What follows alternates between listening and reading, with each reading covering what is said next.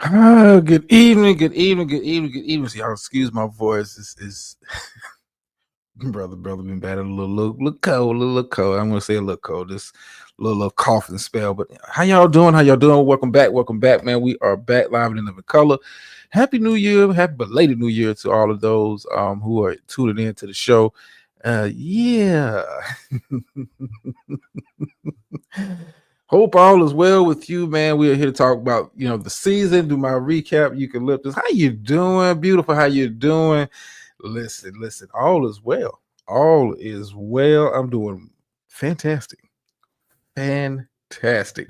But yeah, we're gonna break down some of the biggest storylines and things that from this past NFL season as we get ready for the playoffs. A little bit of housekeeping for this week. We'll be doing a show on Friday not Friday, but I'm getting ahead. Thursday for sure. We'll be doing a show on Thursday for sure. I'm looking forward to the playoffs, which start this Saturday. We'll talk about the wild card games coming up this weekend, my thoughts, my predictions as we get closer to the end of the season. Hey, YouTube uploaded. Perfect thumbnail. Listen, yeah, we're gonna talk about that is a storyline in itself. The boys, I said, hey, let me have a little fun with it, and you'd be surprised when you put in Dallas Cowboy memes, the kind of stuff people come up with to disparage America's team. But hey, let's run with it. But Friday, I'll probably be doing a KBK show on Friday, as I want to kind of take a real close look at the Jimmy Butler situation in regards to him and the Miami Heat. I think it's going to be bigger than a lot of people are kind of really giving it credit for. I want to think outside of the box on this and kind of really look at it, because this Jimmy Butler situation has the potential, the way it's kind of shaping up right now, has the potential to kind of reshape the power structure in regards to the NBA. So we might be doing that on Friday. If not, you know what I'm saying, we'll get to it when we get to it. But was defrauded, what's going on? Yeah. So biggest storyline, some of the storylines coming out of this season, like I said, regular season just wrapped up this past weekend. I'm not going to do a team by team breakdown. I can listen. Some teams are not worth talking about. Let me go ahead and get my team out of the way. Go ahead and kick their back in before we get into the rest of the show. Yeah, you saw the thumbnail. It's clown time. Dallas Cowboys a complete mess. Continue to be a complete mess, even long after the season was already decided months ago. I'm gonna be honest with you, as the Cowboys fan. I'm gonna be completely honest about my team, and you guys know, if you've been listening to the show, I'm always honest when it comes to my boys. This has probably been one of the hardest seasons to get through as a Cowboys fan. Just seeing the level of dysfunction in this team. This it's saddening, and it's disheartening as a Cowboys fan to watch this clown show play out week after week after week. And even when they're losing, you can't get away from it, because they won't let you. When I say they, and I'm not even talking about the media, I'm talking about when you talk about Joy Taylor. And yeah, I'm gonna talk about the Joy Taylor situation, because that's I had a chance to kind of look over the lawsuit, the paperwork that was filed, 42 pages. Joy Taylor,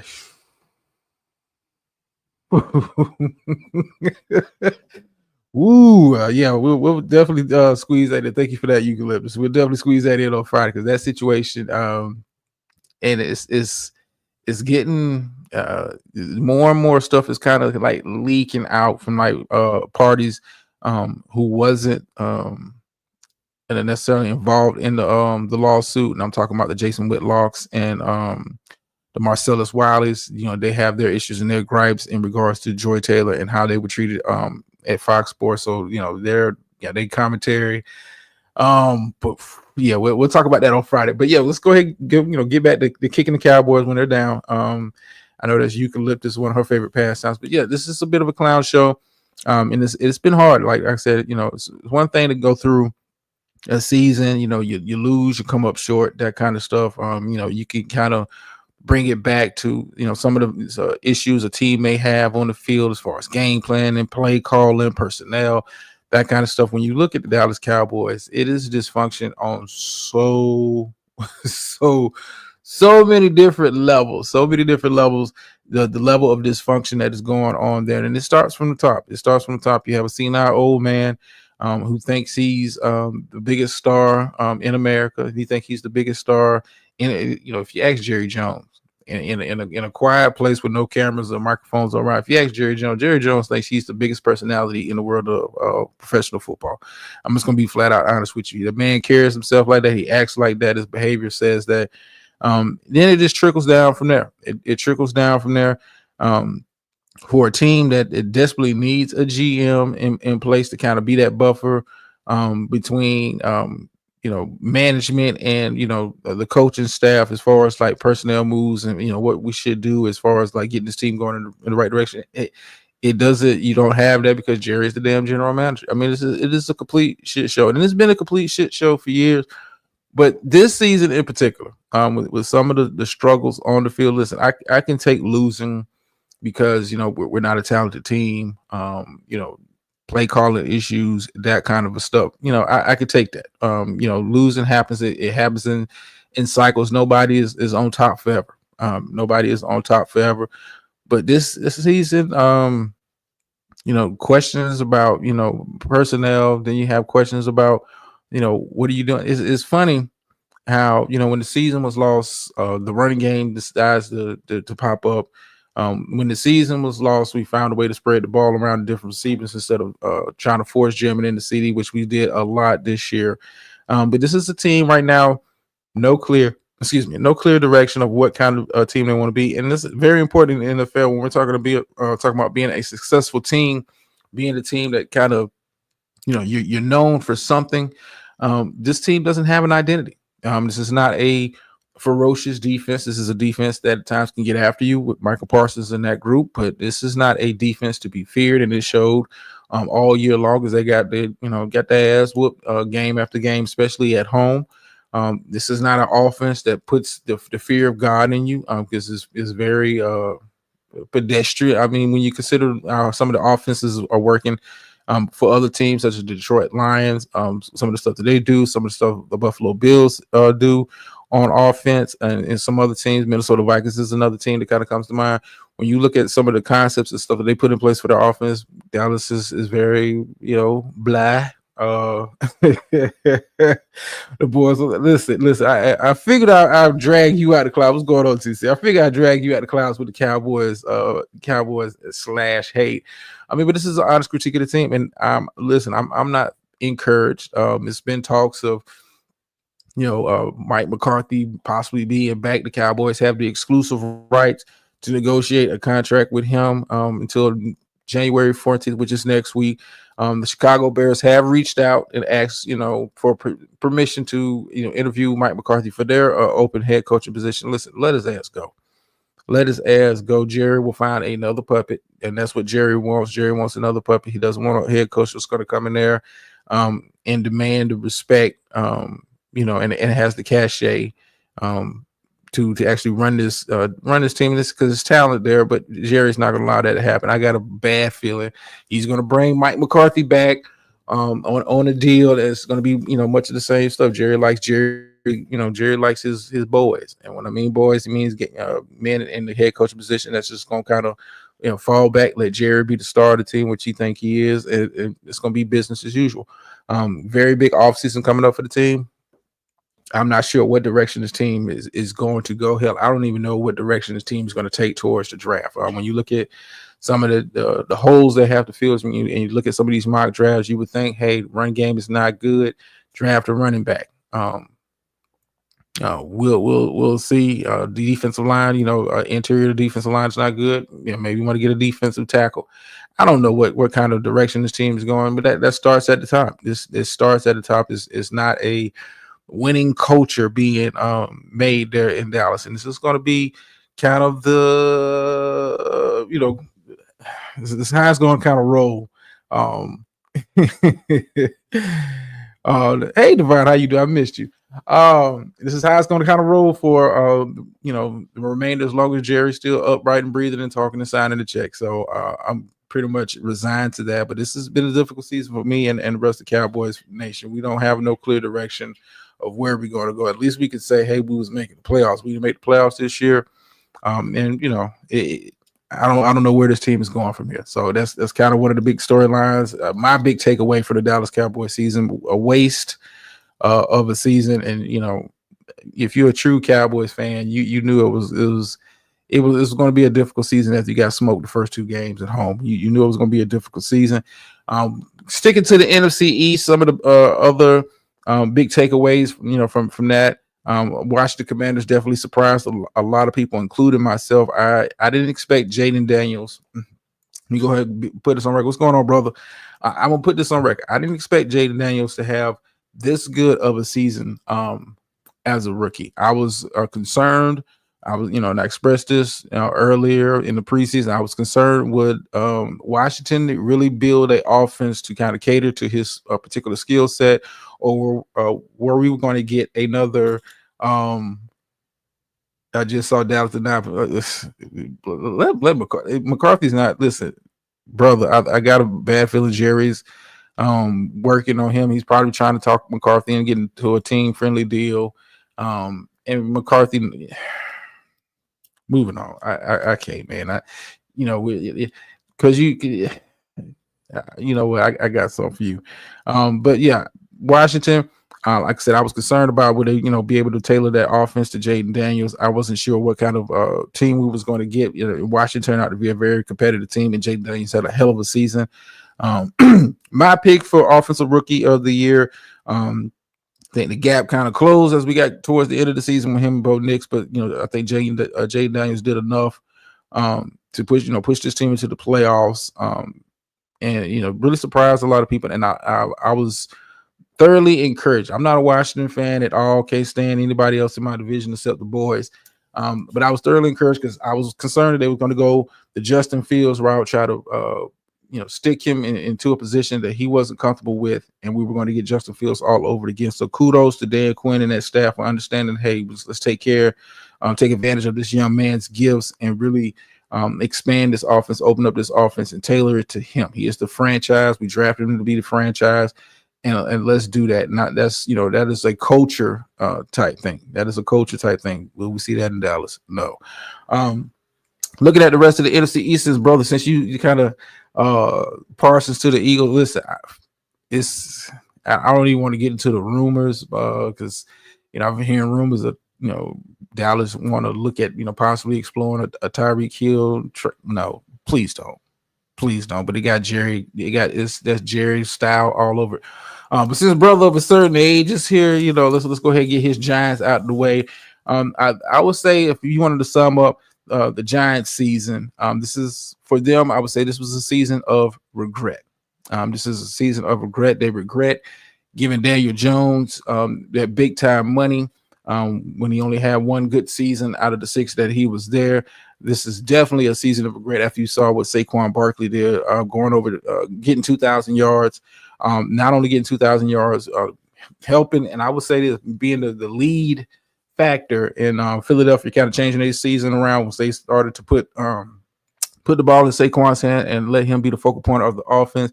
This is a season of regret for New York because you had an opportunity. You didn't have to pay Daniel Jones that money. I know you regret.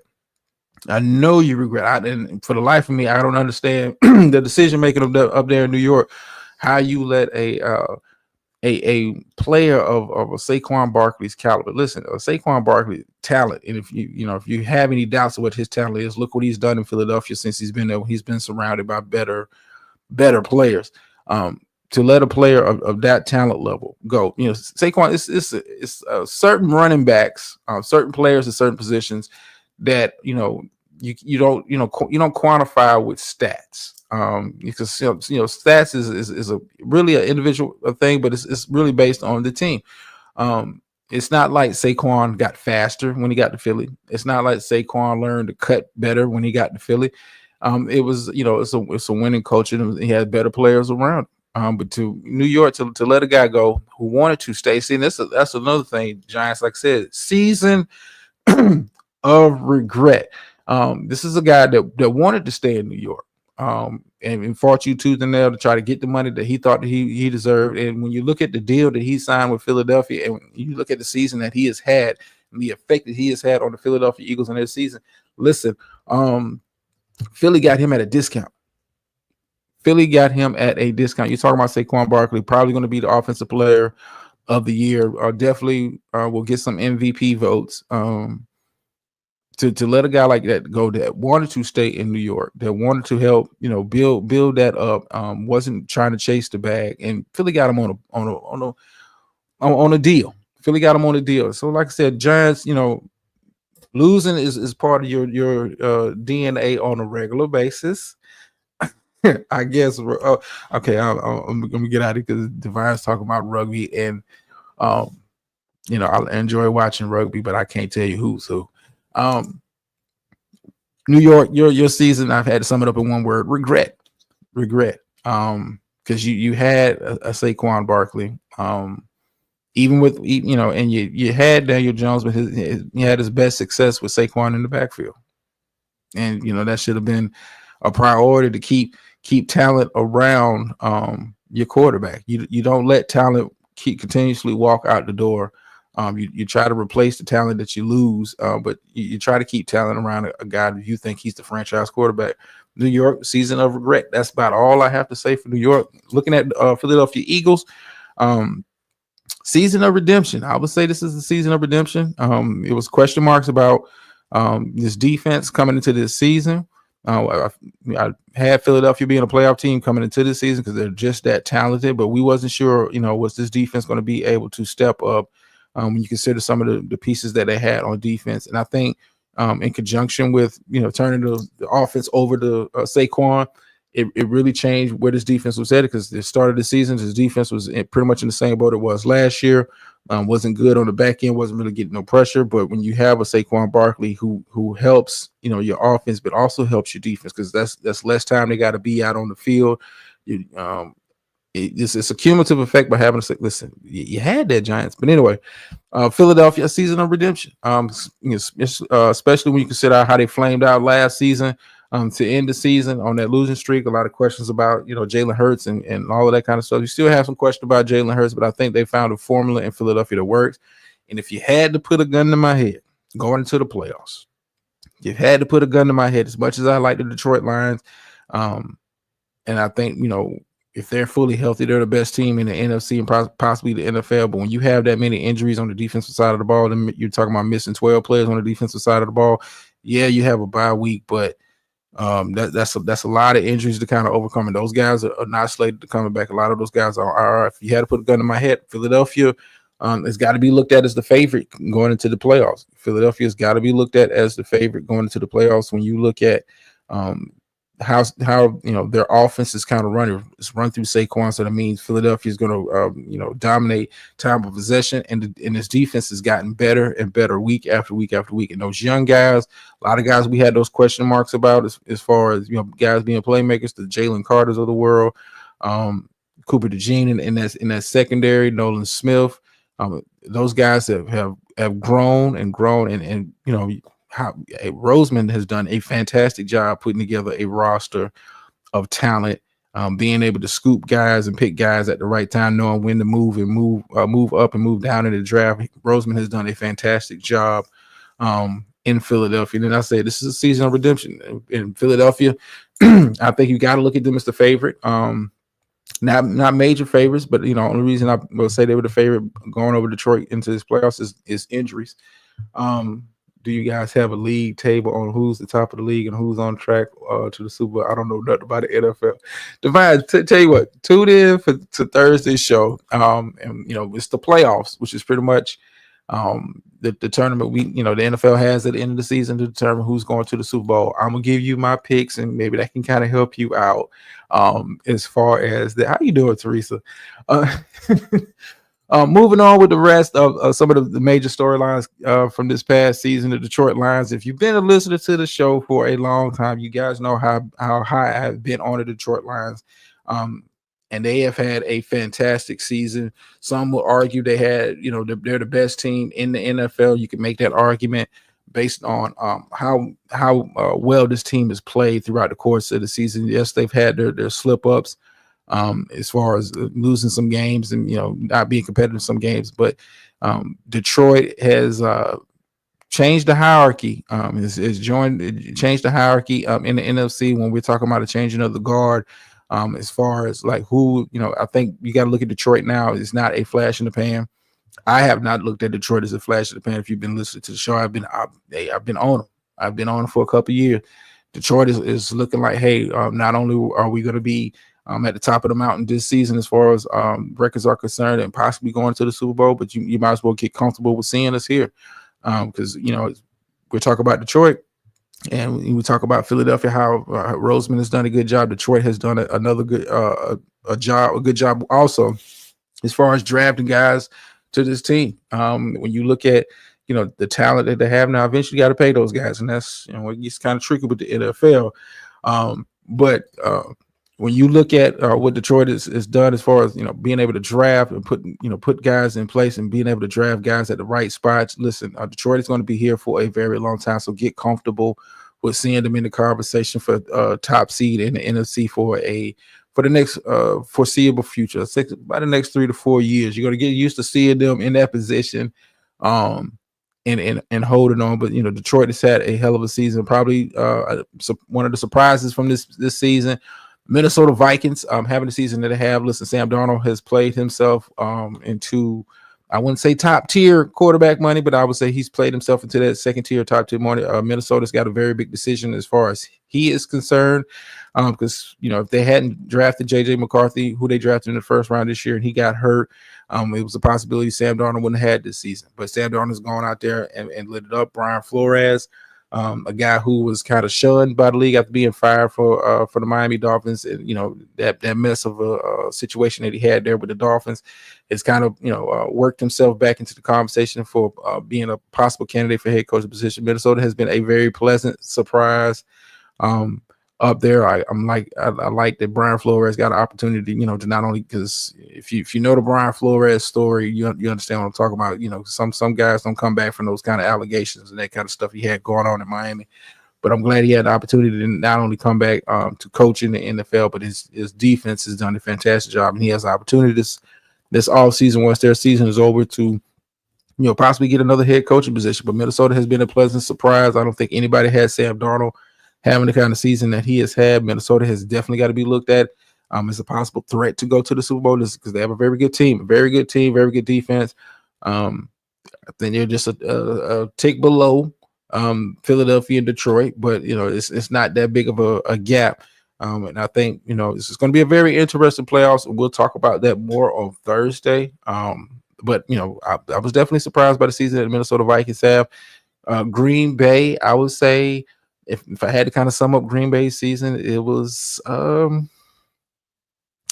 don't want to say underwhelming, because this is a team that's made the playoffs, that had a very good season, but just we talk about Minnesota being a tick below Detroit. I just feel like Green Bay has played a tick below Minnesota. Green Bay is just this is a team that can beat you on any given Sunday. Had a very good record outside of playing the two teams in their division. I'm talking about the Minnesota Vikings and the Detroit Lions, but Green Bay just I think they have potential to do something in the playoffs, but I just don't have that fear factor. I think Jordan Love has had kind of an up and down kind of a season. I don't know if the expectations has got to some of the players in Green Bay. Just to me, it's been kind of like when you look at them from last season, where they was kind of ascending as far as Jordan Love and the trajectory of their season. I kind of look at it as maybe to sum it up, kind of a step back this year, even though they're in the playoffs, have a very good record. But I look at it as being a step back. I just don't see the same. I don't want to say hunger, but I just this ain't the same Detroit. The same Green Bay team from last year. Bears, I would say Bears. You got to get a head coach. You got to get a head coach. I would say if I had to sum up the Bears season in one word, I would say is future promise. I think Caleb Williams, once you kind of get him with some good coaching, get some of his fundamentals kind of cleaned up. The dude is super talented. And I think Chicago, when you look at where they're at as far as cap space is concerned, they have potential to kind of put some talent around this young man. But it's going to be down to who you pick as the head coach. But there's some promise there for you Chicago fans. You have a brighter future than the New York Giants at this point. I will say that. That your season kind of this tail's been out of control, but I look at that more of a coaching change, coaching thing. But it's promised in Chicago. It's promised in Chicago. I think you guys will be improved next season if you make a couple moves. I think you'll be much more improved. But I like what I saw from Caleb Williams. I didn't think he was going to come in there and be the next Patrick Mahomes, but you see glimpses. You see the arm talent, you see the athleticism kind of jump out of plays. But I think with some good coaching, you may see Caleb Williams take it to the next level and show you guys why he was drafted #1 overall. But Chicago, keep your head up. Just you have some promise for the future. Speaking of the future, a team that doesn't have a clear future at this point, and it has to be looked at as probably, if not the biggest disappointment of this season. Kind of jump over here to the AFC. I'm looking at the New York Jets. This is probably the most disappointing team this year. When you look at, a lot of the hype that was coming into the season with this team, with the defense that they have returning from last year, you had a healthy, Aaron Rodgers coming back. You expect this team to perform much better than it did with Zach Wilson at quarterback last year. And listen, it was bad. It was bad. I want you to kind of put this in perspective. If you've been following the Jets story, you fired your head coach Robert Saleh, and the team was 3-2. You only win, I want to say, 2 more games the rest of the season. And for some odd reason, the New York media, they're still trying to find ways to blame Robert Saleh, and his ass has been gone since the first month. That's the question, Eucalyptus. Is he finally going to retire? But here's the thing.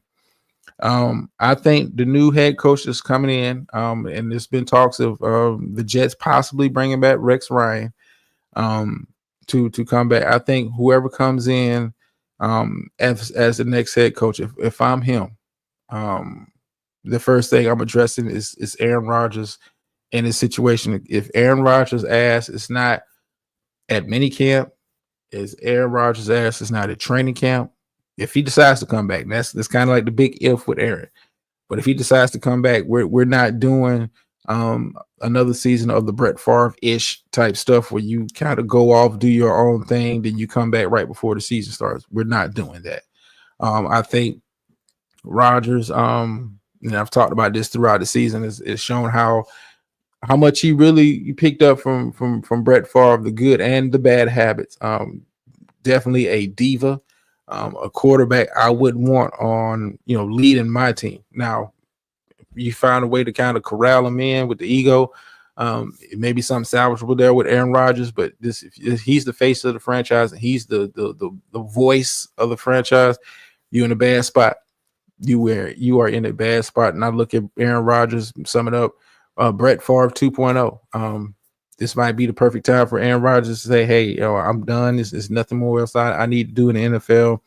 My legacy is my legacy, and going about my business. But the diva in him is probably going to drag this out long into the offseason. Looking at some of the big storylines, Kansas City Chiefs finished the season 15-2. I don't even count. The Broncos game. You were playing backups. You were playing preseason type football. You're playing 4-man rush, basic cover 2, cover 3. You guys was taking, but I mean, it is what it is. You've earned it. You needed it. Kansas City, once again, top of the AFC. For a lot of people, still a Super Bowl favorite. Biggest thing I have with Kansas City, will this offense come alive when it needs to? I think the defense has done more than enough to carry this team throughout the course of the season. But when you look at Kansas City, Kansas City is one of the few teams in the league that did not score 30 points in the game. And we waited all year long, game after game after game after game after game for Kansas City's offense to kind of take off, explode, and be the Kansas City Chiefs that we knew. But they played, for me, way too many close games. Or way too many teams that didn't, really didn't deserve to be on the field with them, and having those close type of games. If I'm a Kansas City Chiefs fan, I will be worried. Even though you have home field advantage in the playoffs, don't think Baltimore. I think Baltimore can go in there and beat you. I think Buffalo can go in there and definitely beat you. You're not safe. This is probably out of this 3-year run, possible Super Bowl run for the Kansas City Chiefs. This is probably the most vulnerable I've seen them look. This hasn't looked like a team that is ready to dominate teams like they should be, and you just kept getting by, and eventually, you have a game where you don't get by. And I just have we'll talk about more of that as we gotta get deep into the playoff. I just got a sneaky feeling this Kansas City, maybe this maybe it's a team of destiny, but maybe for me, I just don't. I'm not that confident in this team. Last 2 seasons, I understood why they was the top dog and favorite in the AFC. This year, I don't think anybody's looking at Kansas City as the clear-cut favorite in the AFC going into the playoffs. But kudos to them for doing something, and you had to sum up Kansas City season, have a shot at history. The first team to go three straight Super Bowl wins, solidify themselves as a dynasty, if you want to put it like that. I don't see it. When you look at some of the other stories, let me get my ass up out of here. I've been talking way too long, and I'm kind of losing my voice. But anyway, it's been a minute. I'm rusty. Looking at some of the major storylines, MVP race. There's been a very tight MVP race. To me, it's been kind of like Lamar Jackson started out in the lead. I think Josh Allen kind of passed him up with some of the signature wins that he had, namely against Detroit, namely against Kansas City. But I think when you look at the totality of the season, and when you look at production and the numbers, it is hard for me when you look at the numbers side by side. It is hard for me to look at their seasons and not say that Lamar Jackson has had the MVP caliber season. To me, it just feels like Lamar Jackson, in the last month of the season, was able to kind of pull it out, etch it out. I got a feeling Josh Allen still may get it because it's voter fatigue with Lamar Jackson. But this MVP race has been one of the most entertaining to watch. When you talk about 2 electrifying players, and I feel like if you can't really go wrong. If you pick Josh Allen, trust me, I get it, I understand. If you pick Lamar Jackson, trust me, I get it, I understand. But the eye test to me, when you look at the totality of the season, Lamar Jackson is just that special of a player. And I want you guys to put this into perspective here. You talk about a guy who was a 2-time MVP, who just last offseason had to kind of fight for a contract. Good to hear you, Dad. Hey, see you later on YouTube. Yeah, had to fight for a contract. Nobody wanted to sign him. They gave him the option to go out there and listen. And I think, hell, I'll take Lamar Jackson. But it's a testament to how hard Lamar has worked. Listen, he's had a better year this year than he did last year when he won the MVP. Also, MVP races has been very entertaining. You can also throw Saquon Barkley in that conversation for some MVP votes. I think he's deserved it. I think despite Cincinnati defense failing them, I expect Joe Burrow to get some kind of votes. Listen, Joe Burrow and Ja'Marr Chase, I got to say, as far as the Cincinnati Bengals are concerned, one word, and it's not a word that's synonymous with Cincinnati this year. It's defense. If you had to, write a story of a defense letting the team down game after game after game after game after game, you got to look at the Cincinnati Bengals. This team, the defense, this let them down this season. And I think if you had a middle of the road defense in Cincinnati would be in the playoffs. Cincinnati, depending on the matchups, Cincinnati, some people would have had Cincinnati, beat a couple of these teams at the top of the AFC. But defense has to be the word of the day in Cincinnati. Defense has to be the word of the day in the whole goddamn all season. If you're not bringing in defensive talent, I don't know what you're doing in Cincinnati. I do not know what you're doing in Cincinnati. Some of the other storylines kind of jump out at me. Nothing else. Nothing else. I'm just hyped for the playoffs, which start Saturday. Like I said, we'll be doing a breakdown on Thursday. In regards to the playoff matchups, I'll give you my picks and that kind of stuff. Remember, my Super Bowl picks for this year was Baltimore and Detroit. I'm gonna still ride with Baltimore and Detroit as my Super Bowl picks as we enter the playoffs. Hell, I might be a savant. I don't know. I got some bets with a couple people about some stuff. But yeah, Thursday we'll be doing the playoff preview, wild card round. Then we're doing KBK. Make sure I make a note of that eucalyptus. The Joy Taylor situation, because that has been wild to kind of watch that play out, especially on social media with some of the commentary on that. So we'll be doing the KBK on Friday. Definitely for sure. Make sure y'all tune in for that. Kind of a closing words. This is my first show of the new year. I hope everybody I made a note over eucalyptus. I had to write it down. My first show of the year, man. It's good to be back. I'm gonna tell you a funny story before I kind of close out the show. I set this live up, and I did some run around, with the family and stuff, and I took a nap before the show, and I actually dreamed I had did the show and what my talking point was. It was kind of weird. Then I woke. I was like, damn, did I already do the show? Like, oh no, shit, you doing it at 10? Like, it was kind of weird.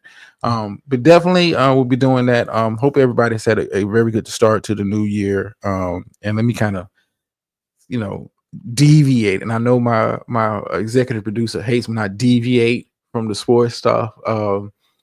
Listen, 2025 has been a blessing in itself. I am overjoyed with the direction a lot of stuff is going. Excited for a lot of stuff that is going on. 2020, I just want to kind of put that, 2025 is I hate doing New Year's resolution. I didn't do any. One of the traditions we like to do in my house, I'm not pressing my religion on anybody. One of the things we like to do at my house, at the beginning of the year, we like to go into what we like to call our war room, and we pray.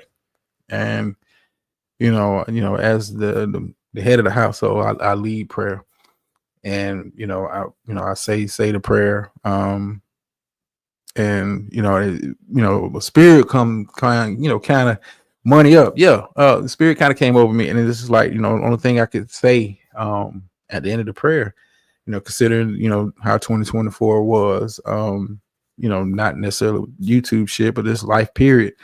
2025 is with this house will be blessed.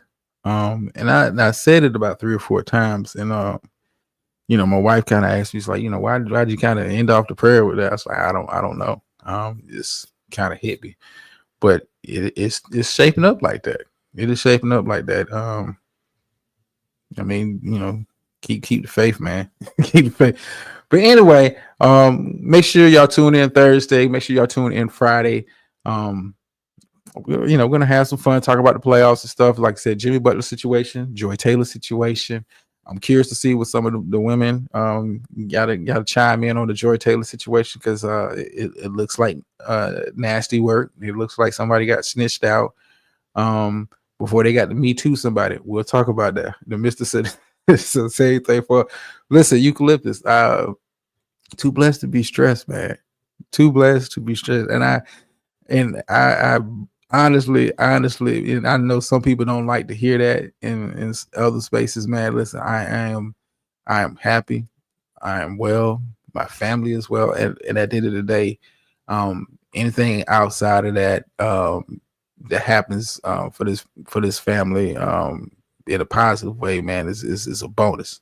That is my priority, day in and day out. Freaky thing.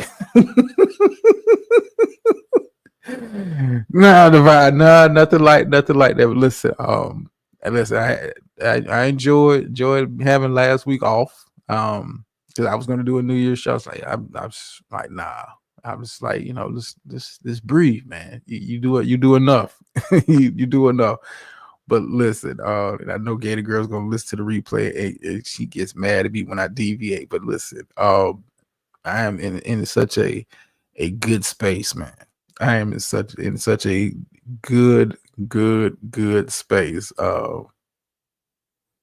And maybe I'll share, maybe I'll share with the circle one day, how we got to this point. But yeah, I'm despite what you may have heard, I'm well, and I'm well, and I'm doing well, and he is working it out for me. I'm just gonna leave it at that. Like I said, make sure y'all tune in Thursday and Friday for that show. End you off with the phrase that pays over here. Sometimes you win, sometimes you lose, but every time you learn. Yeah, about this. You're gonna like my take on it because once you kind of get through the actual lawsuit and seeing what's being alleged and that kind of stuff and how people are kind of reacting from outside of that camp, it's social media has been wild with some of these, but anyway, we'll get into that on Friday. Y'all have a good day. Y'all be blessed. Thursday playoff season. Yep.